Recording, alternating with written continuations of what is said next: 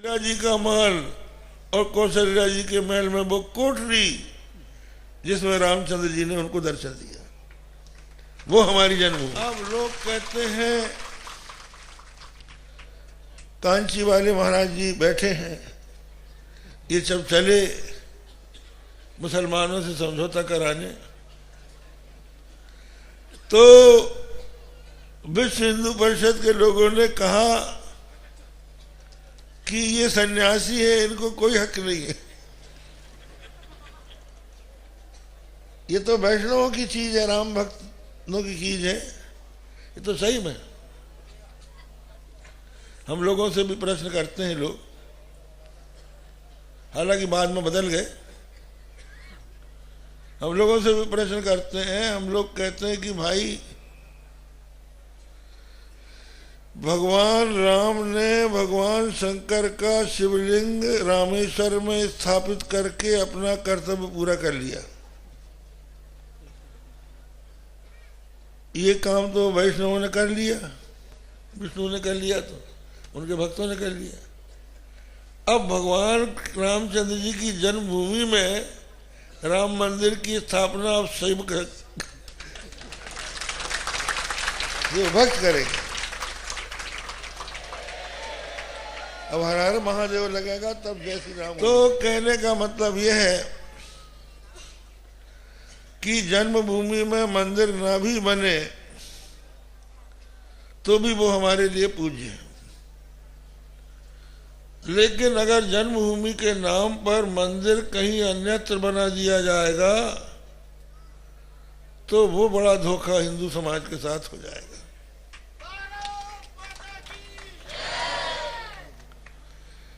वहीं पर होना चाहिए, ये नहीं चलेगा सौगंध राम की खाते हैं मंदिर वहीं बनाएंगे, फिर कहा सौगंध राम की खाते हैं मंदिर कहीं बनाएंगे, फिर कहा सौगंध राम की खाते हैं मंदिर नहीं बनाएंगे। ऐसे बार बार सौगंध नहीं खाई जा सकती, एक बार सौगंध खाओ और वहीं पर मंदिर बने। जन्म कोटि लग रगर हमारी, बरो शंभु न तो रहो कुमारी। हम मंदिर बनाएंगे तो राम जन्मभूमि में बनाएंगे, नहीं तो हम भूमि का दर्शन करेंगे। ये हम लोगों की सनातन धर्मियों की भावना है, और उसी भावना को लेकर हम लोग अपने जो मुस्लिम भाई हैं उनके भी हम विरोधी नहीं हैं, हम लोग सनातन धर्मी हैं। हम लोगों का ये विश्वास है कि परमात्मा ने ये जगत बनाया, सारा संसार परमात्मा ने बनाया, और सबसे पहले वेदों के माध्यम से मनुष्यों के कल्याण के लिए सनातन धर्म, उसके पश्चात मानव जाति जब भिन्न भिन्न देशों में बस गई और वहां सनातन धर्मियों की पहुंच नहीं रही, तो वो कैसे अच्छे रास्ते पर चले, इसके लिए भगवान ने ही अपनी प्रेरणा से किसी न किसी महात्मा को भेजा। वो गया और उनको विधि निषेध के बंधन में बांधकर पशुता से ऊपर उठाने का काम किया। इसलिए हम सब धर्मों की इज्जत करते हैं। तो हम लोग कोई मस्जिद के विरोधी नहीं है, खुदा की कोई इबादत करता है इसलिए उससे दुश्मनी नहीं है, वो करे, लेकिन साथ साथ हमारा जो सनातन धर्म है, धारा चली मूसा से, ये दो धाराएं, मूसा से आई ईसा में। मूसा ने यहूदी धर्म का प्रचार किया, उसमें रिफॉर्मर के रूप में ईसा आए, सुधारक के रूप में, और फिर उसके बाद मोहम्मद साहब आए, उन्होंने ईसाई मत में भी सुधार किया। लेकिन ना तो मूसा ने सनातन धर्म का वेद का जिक्र किया है, और ना ईसा ने किया है, ना मोहम्मद ने किया है, और हमारे भी वेदों पुराणों में इनकी कोई चर्चा नहीं है। तो झगड़ा किस बात का? अपनी अपनी धारा पर चलो, और जो इस धारा पर चलने वाले लोग हैं उनके साथ राग द्वेष न हो। तो आज की जो चुनौती है वो सनातन धर्म को किसी और धर्म से नहीं है, न और। इसलिए हम सब धर्मों की इज्जत करते हैं। तो हम लोग कोई मस्जिद के विरोधी नहीं है, खुदा की कोई इबादत करता है इसलिए उससे दुश्मनी नहीं है, वो करे, सनातन धर्म है। लेकिन साथ साथ ये दो धाराएं, एक धारा चली मूसा से आई ईसा में। मूसा ने यहूदी धर्म का प्रचार किया, उसमें रिफॉर्मर के रूप में ईसा आए, और फिर उसके बाद मोहम्मद साहब आए, उन्होंने ईसाई मत में भी सुधार किया। लेकिन ना तो मूसा ने सनातन धर्म का वेद का जिक्र किया है, और ना ईसा ने किया है, ना मोहम्मद ने किया है, और हमारे भी वेदों पुराणों में इनकी कोई चर्चा नहीं है। तो झगड़ा किस बात का? अपनी अपनी धारा पर चलो, और जो इस धारा पर चलने वाले लोग हैं उनके साथ राग द्वेष न हो। तो आज की जो चुनौती है वो सनातन धर्म को किसी और धर्म से नहीं है, न और किसी धर्म को हमारी चुनौती, हम लोग चुनौती है। आज जो भौतिकवाद है, नास्तिकता है, भोगवाद है, वो लोगों का दिमाग खराब कर रहा है। उसको दूर करने के लिए हम लोग चाहते हैं कि हम जितने भी धार्मिक लोग हैं, किसी न किसी रूप में ईश्वर को मानते हैं, परलोक को मानते हैं, आपस में झगड़ा न करें। खून खच्चर अगर होगा तो नौजवान हमारे हाथ से निकल जाएंगे। इसलिए आज की आवश्यकता है कि राम जन्मभूमि में निर्विघ्न रूप से राम मंदिर बनाया जाए, और हमारे मुस्लिम भाई अगर कहीं अन्यत्र, जिससे कि यहाँ की आवाज़ वहाँ न जाए, वहाँ की यहाँ न आए, मस्जिद बनाए तो हमें कोई आपत्ति नहीं। हमने तो एक मुस्लिम नेता थे, उनसे यहाँ तक कहा कि आप वो राम जन्मभूमि से हटकर कुछ दूरी पर मस्जिद बनाए तो मैं हिंदुओं का गुरु आपको चंदा दे देगा। तो वो बोले आपका चंदा नहीं लिया जा सकता। हमने पूछा क्यों? तो उन्होंने कहा कि जब मोहम्मद साहब मदीने से मक्का लौटे तो उनके मन में विचार आया कि यहाँ पर एक मस्जिद बनाई जाए। तो किसी गैर मुसलमान ने ऑफर किया कि मेरी ज़मीन पर मस्जिद बना लो। तो मोहम्मद साहब ने कहा कि गैर मुस्लिम की ज़मीन पर मस्जिद नहीं बनाई जा सकती। तो जब गैर मुस्लिम की ज़मीन पर मस्जिद नहीं बनाई जा सकती तो आपका चंदा कैसे लिया जाएगा? तो हमने कहा जब ऐसी बात है तो राम जन्मभूमि में कैसे मस्जिद बन जाएगी? तो ये झगड़ा है। वो लोग चाहते हैं भूमि मुसलमानों की है, तब हम वहां पर मस्जिद बनाएंगे। अगर सरकार उनको कोई जमीन देगी दूसरी तो वो कहेंगे हम सरकारी जमीन में मस्जिद नहीं बनाएंगे। उनकी विभितर की बात यह है। इसलिए बहुत कठिन है इस समस्या का समाधान। इसको बैठकर हल करना पड़ेगा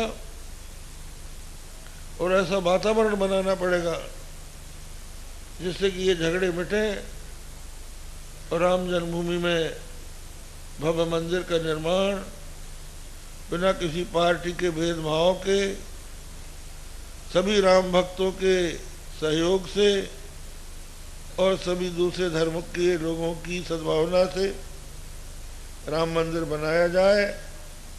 हम लोग अयोध्या मुसलमानों के देश से नहीं जाते। जिस भावना से हम द्वारका आए हैं, द्वारका में मुसलमानों के विरोध से नहीं आए, हमारी श्रद्धा है। जिस भावना से हम इलाहाबाद जाते हैं और जिस भावना से हम बनारस जाते हैं, उसी भावना से अयोध्या जाते हैं। अयोध्या जाने के बाद हमारी आंखें खोजती हैं कि वो पवित्र भूमि कौन सी है जहाँ मेरे प्रभु का अवतार हुआ था। तो वो हमारी खोज हमारे पुराणों के आधार पर पूरी होती है। हम वहाँ दर्शन करना चाहते हैं और वो अगर उसमें कोई बाधा है तो उसको मिटाना चाहते हैं। इसी तरह से हम लोग ये भी चाहते हैं कि भारतवर्ष में जो गोवंश की हत्या हो रही है वो बंद कर दी जाए। आज अच्छे अच्छे वैज्ञानिकों की समझ में आ गया है कि गौ की प्रत्येक वस्तु उपयोगी है। आजकल तो ये स्थिति है कि जो गौ के दूध का दाम है वो दाम गौ के मूत्र का भी हो गया है। उससे तरह तरह की दवाइयां बन रही हैं। तो उसके गोबर से खेत में उर्वरा शक्ति आती। जो कृषि के वैज्ञानिक हैं, गोबर की खाद डालिए तब खेत को लाभ होगा। अब हमारे देश की सरकार विदेशों से गोबर का आयात करने वाली है। यहाँ की गऊएं अगर मर गई तो आयात कहाँ तक करोगे?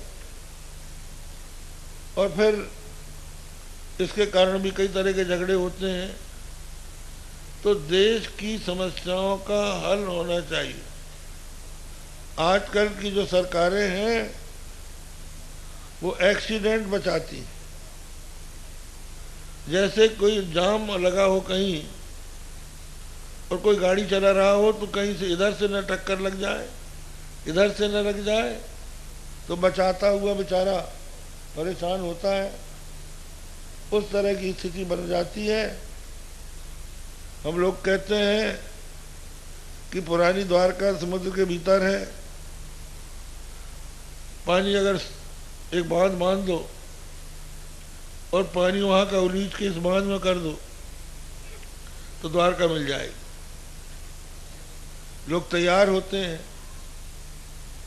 जब तक तैयार होते हैं तब तक उनका ट्रांसफर हो जाता है। क्या करें? तो हम चाहते हैं कि जो भी सरकार है उसको इन कर्तव्यों का पालन एक यथाशीघ्र कर लेना चाहिए। चमड़े में पानी भरता था, उसने हुमायूं को नदी पार करवाया। हुमायूं ने उसको एक दिन का बादशाह बना दिया तो उसने अपने चमड़े का सिक्का चला दिया। तो मौका मिला है तो ये मत सोचो कि आगे भी हम रहेंगे। जो अवसर मिला है अच्छा काम करने का कर डालो। राम मंदिर बन जाए, गौ हत्या बंद हो जाए, जय जयकार होगी आपकी। हम लोग किसी पार्टी के नहीं हैं, हम भगवान के हैं।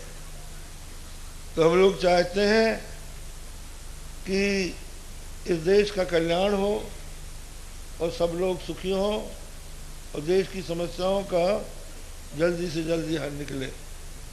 बस इतना ही कहकर हमारे प्रिय स्वामी जी जयेंद्र सरस्वती, कई बार इन्होंने हमको बुलाया बड़े सारी और हम गए। कांची में इनके जो गुरु जी थे वो बड़े सिद्ध महात्मा थे। 100 वर्ष की आयु में उनका शरीर शांत हुआ और ये भी बड़े कर्मठ हैं। बस ये आवश्यक है कि मिलजुल के सलाह करते रहें, जिससे कि हम लोग एक रास्ते पर एक सी बात कहें, जिससे कि किसी को अवसर न मिले कि महात्माओं में ही फूट है। तो ये सब होना चाहिए। और अपने भीतर जो सनातन धर्मी है, शैव है, वैष्णव है, शैवा दल है, रामा दल है, तो भाई राम को आप केवल ये नहीं कह सकते कि केवल वैष्णवों के ही राम है।